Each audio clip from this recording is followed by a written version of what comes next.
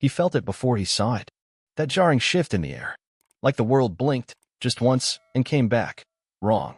Zac had always said filming action movies was more exhausting emotionally than physically. People didn't believe him, thought he was being melodramatic. But there's something about pretending you're in life or death moments every day that starts to sink into your skin. It scratches at your nerves, makes everything else feel quiet and dull. That morning had started like any other on set. Call time was 5:30 a.m., sharp. He'd arrived in his trailer before sunrise, drinking coffee that tasted like burnt wood, scrolling through lines he already knew by heart. The stunt team was setting up the bridge sequence, the big fall, as the crew called it. It was supposed to be a simple drop. Harnesses, green screens, editing magic. Nothing real. Nothing deadly. Until it was. His stunt double, Chris, was already on the rig when Zac walked over. Chris was younger, wiry but strong. They looked enough alike under the right lighting, enough for audiences who didn't squint too hard. But Zac always thought Chris had kinder eyes.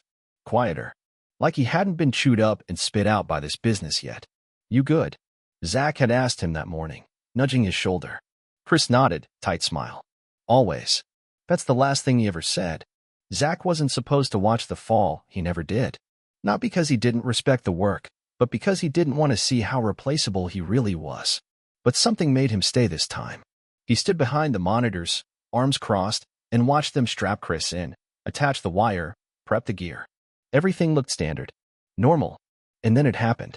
There was no scream, no snap of cable, no slow-motion chaos. Just absence. 1 second, Chris was there. The next, he wasn't. Zac didn't even realize what he'd seen at first. It felt like a camera glitch. A hiccup in reality. Then someone shouted.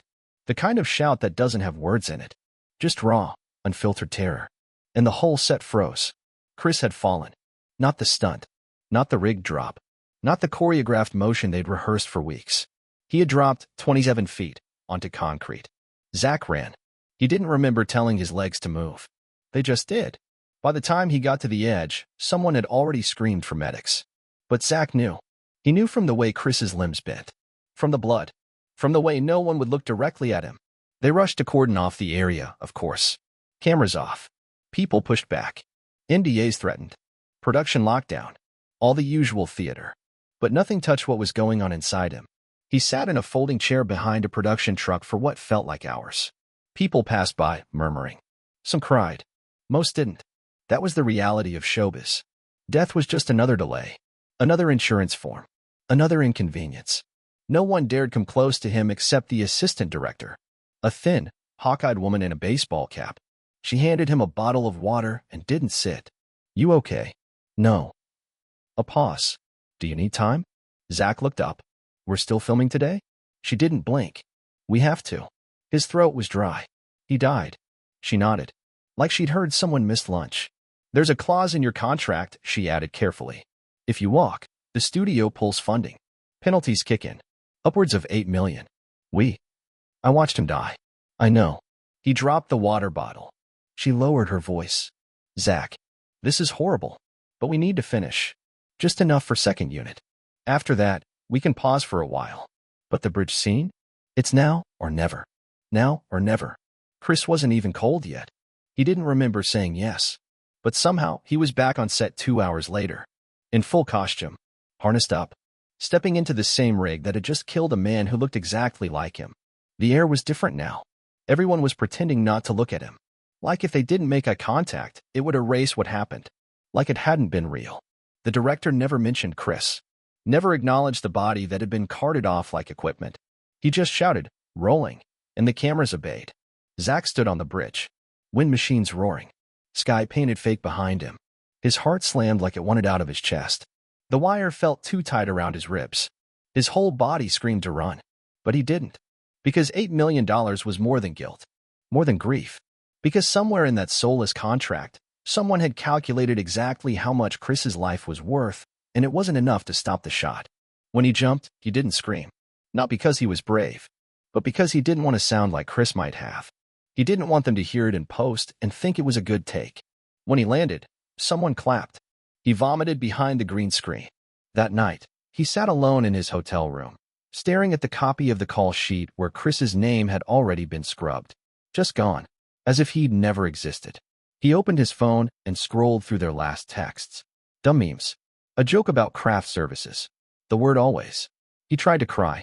He wanted to scream, to throw something, to feel anything. But Hollywood had already trained it out of him. And tomorrow? He had another scene to shoot. The makeup girl smiled at him the next morning like nothing had happened.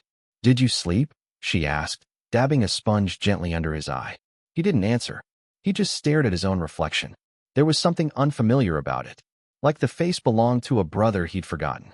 Same lines, same eyes, but hollowed out. He thought about telling her to stop. That maybe today, he didn't want to be put back together. But he said nothing. Because saying something meant making it real.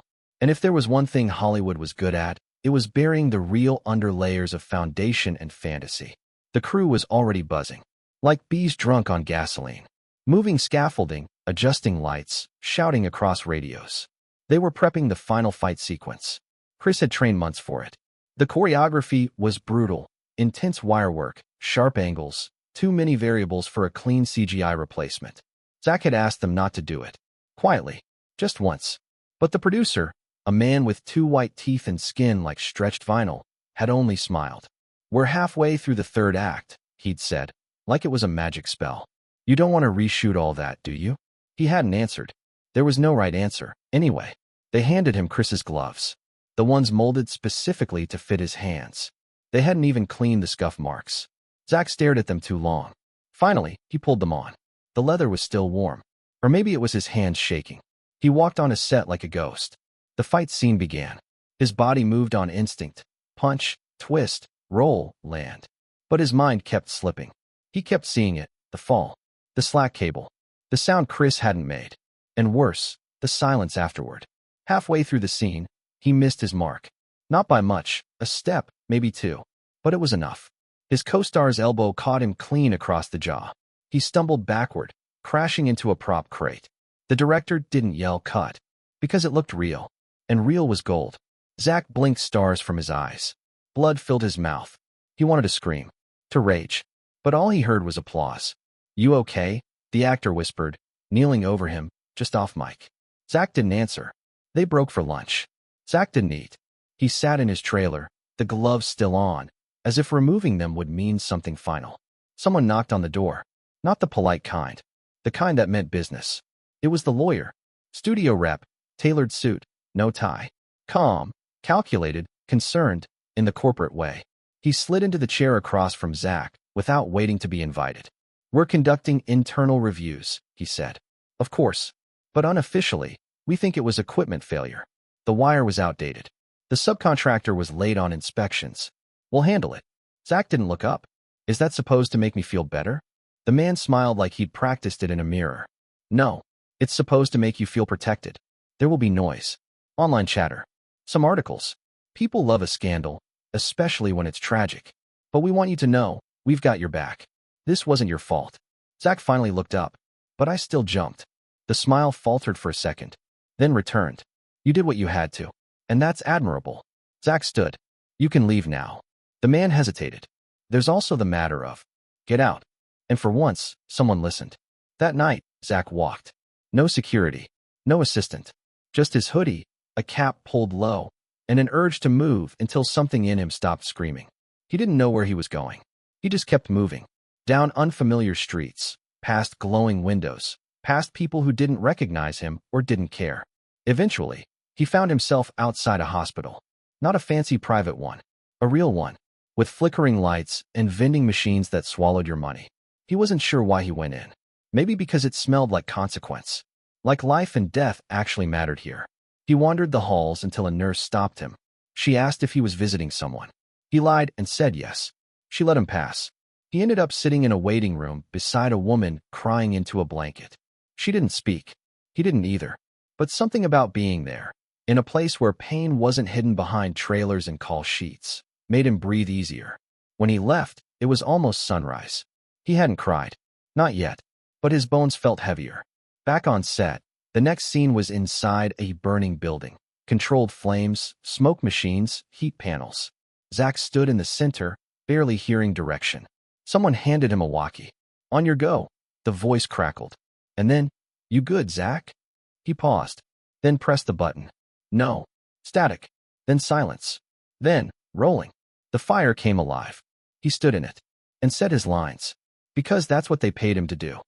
They called it the Whisper Corridor.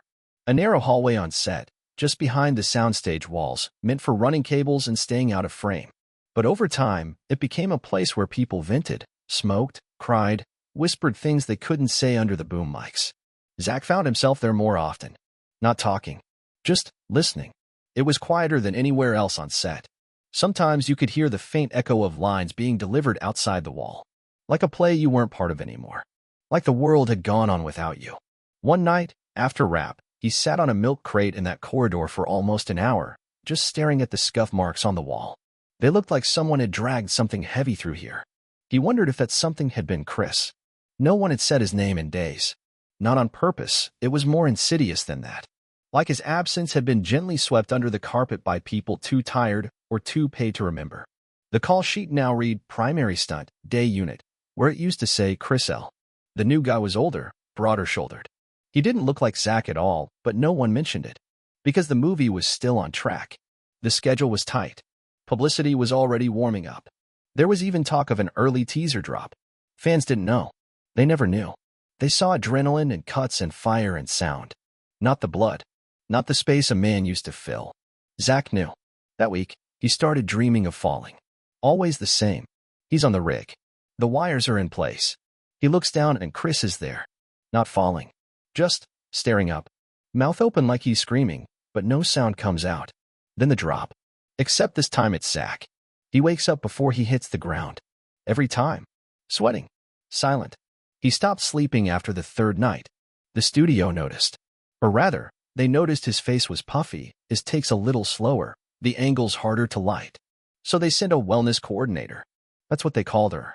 A woman in her mid-30s, dressed like she came from a yoga retreat with a clipboard in one hand and a smile that didn't reach her eyes.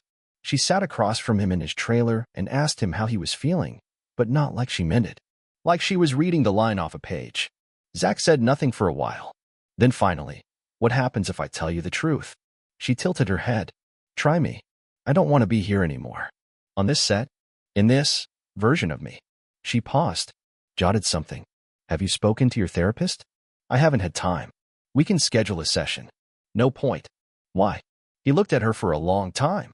Because I already know what he'd say. He'd tell me I'm not responsible. That I can grieve in my own way. That this industry doesn't define me. And you don't believe that? I believe it's a nice thing to say. She didn't answer. Later that night, they shot another take of the rooftop scene, the one where his character stands on the ledge, arms open, face to the wind. Symbolic. Heroic. Zac didn't need blocking. He just walked up and stood there. Real skyline behind him. No harness. The assistant director panicked. Can we get safety up there? But he didn't move. He just stared out over the lights of the city. 100 feet up. He wondered how long it would take to fall. What it would feel like. If it would be quick. Then he turned and said his line. Everyone clapped after the take. They said he looked raw. The director came over later, slapped his back. Where'd you go, man? He asked, smiling. That was electric. Zac didn't know how to answer that. Because where he went, Chris was there. Standing just out of frame. The studio sent flowers to Chris's family the next day. A month late. No card. Just a typed note with the company logo. Zac found out through a grip who overheard it in a production office. No one said anything to him directly. Maybe they thought it would upset him.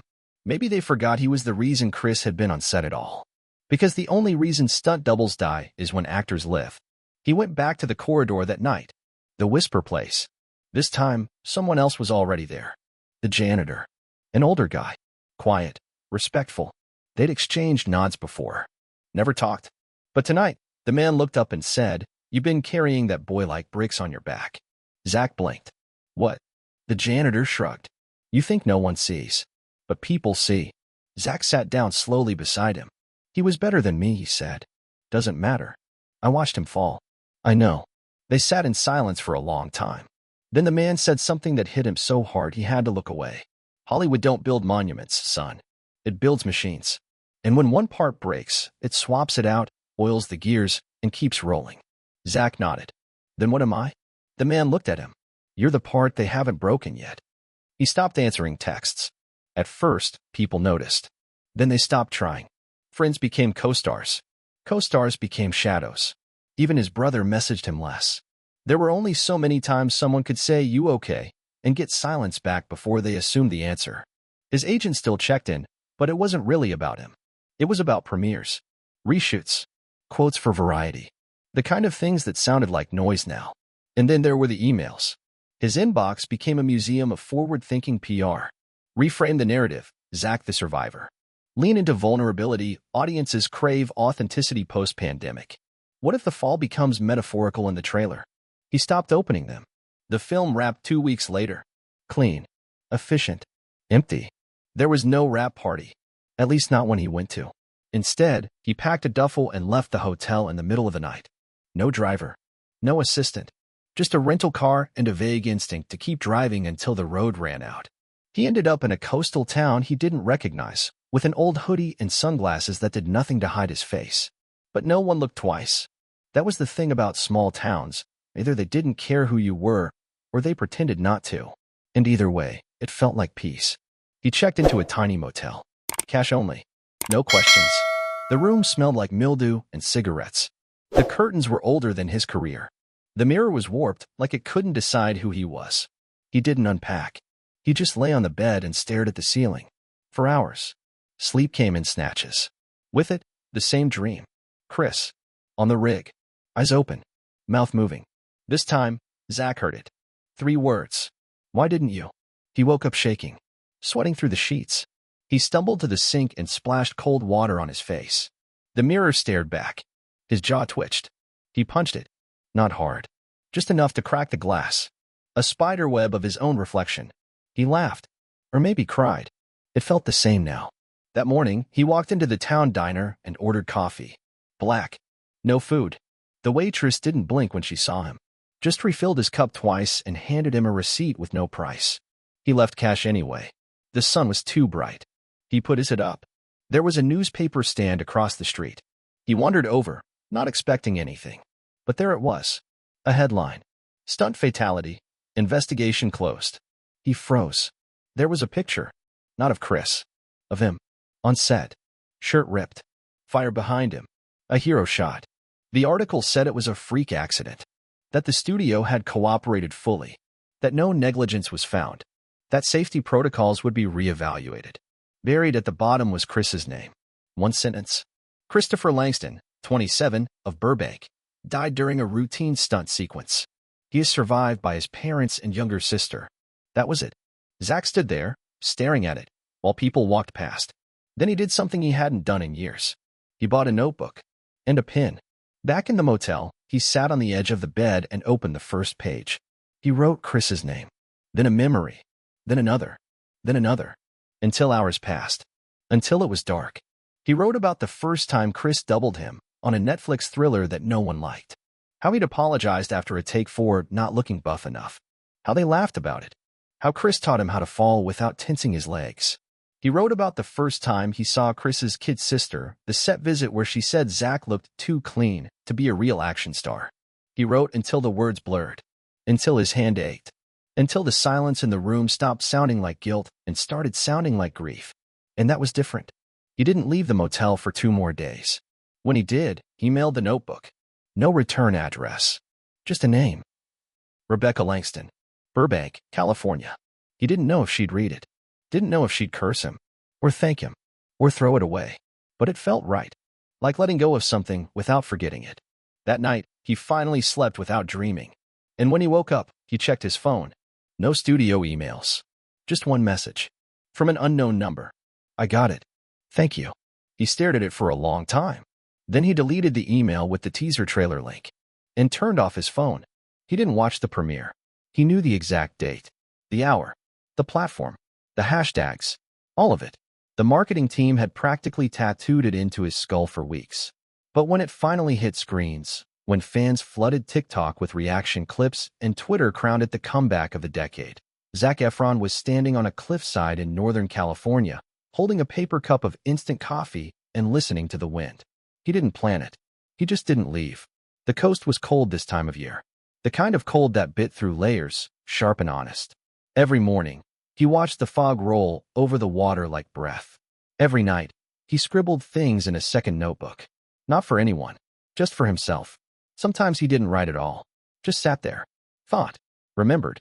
He could still see Chris's eyes in his head. The last glance, the not-quite smile. It didn't haunt him anymore. Not in the way it had. But it stayed. Like a scar that didn't ache unless pressed too hard. One morning, he hiked into the trees and didn't come back until the sun had already set. His legs were sore, his hoodie soaked with sweat, his lungs clearer than they'd felt in months. He dropped into the bed of his pickup, legs dangling off the edge, and watched the stars come out. A slow unveiling. No camera could capture how they really looked. That's when the call came. He almost didn't answer. The number was blocked. But something told him to pick up. There was silence for a moment. Then a girl's voice. Young. Steady. You're the one who wrote about Chris. He didn't speak. He didn't need to. I read it all, she said. Twice. At first I hated you. He nodded into the dark. But then, I didn't. A pause. He thought maybe she hung up. Then, thank you. For saying what no one else would. His throat tightened. You shouldn't have had to read that. No one else knew him like you did. Another pause. Then, are you okay? He smiled, just a little. I'm not sure. But I think I'm better.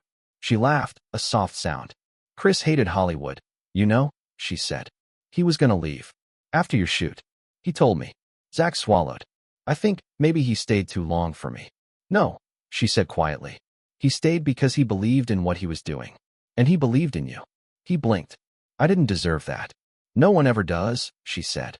That's what makes it real. They didn't say goodbye. The line just went quiet. Like she'd said what she needed to say. Zac put the phone down. He stayed like that for hours. The next day, he got in the truck and drove south. Not back to LA. Not to press tours or screenings or plastic interviews with fake tears, and I did my own stunts. No, he drove to Burbank. He didn't stop at the cemetery. He didn't bring flowers.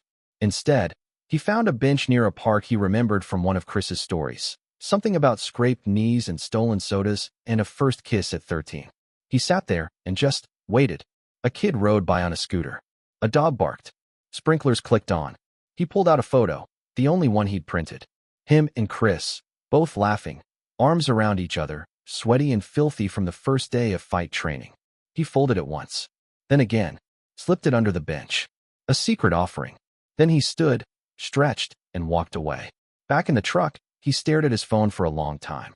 Then, for the first time in months, he opened Instagram. Thousands of unread DMs, millions of comments. The trailer had shattered records. Everyone said the same thing. Zac is back. The performance of his career. Oscar-worthy. He turned off the app. That night, he stopped at a gas station off the highway and bought a disposable camera. When the clerk asked him what he was photographing, he just smiled. Real things, he said. Stuff nobody claps for. She gave him a strange look. But he walked out with a bag of sunflower seeds and a full tank of gas.